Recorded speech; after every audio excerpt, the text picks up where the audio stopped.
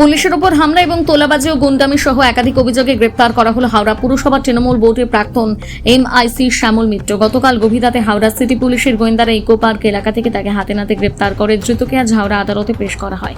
Police সূত্রে খবর, গত 4 মে বিধানসভা নির্বাচনে গণনার দিকে শ্যামল মিত্রের নেতৃত্বে বড়সড় গন্ডগোল পাকায় তৃণমূল কর্মীরা। হাওড়া ময়দানে যোগেশচন্দ্র গার্লস স্কুলের গণনা কেন্দ্রের বাইরে তিনি 400 থেকে 500 জন তৃণমূল কর্মীকে জড়ো করেন। তার নেতৃত্বে তৃণমূল কর্মীরা পুলিশ কর্মীদের ওপর হামলা চালায়। বেশ কয়েকজন পুলিশ কর্মী আহত হয়, ওদের ভর্তি করা হয় হাসপাতালে।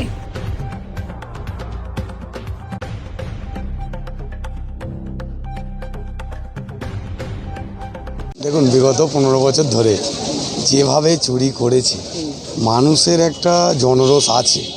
তো ডিম কেন, এরপরে হয়তো অন্য কিছু হতে পারে। হ্যাঁ, কারণ আপনারা দেখছেন যে প্রত্যেকটা তৃণমূলের নেতা একের পর এক দুর্নীতির সঙ্গে জড়িত। কেউ বালি চুরি, তো কেউ মানুষ চুরি, সব মানে A to Z চুরি করেছে। আরজি করটা দেখলেন না, একের পর এক ধরা পড়ছে। এবারে রানীর পালা,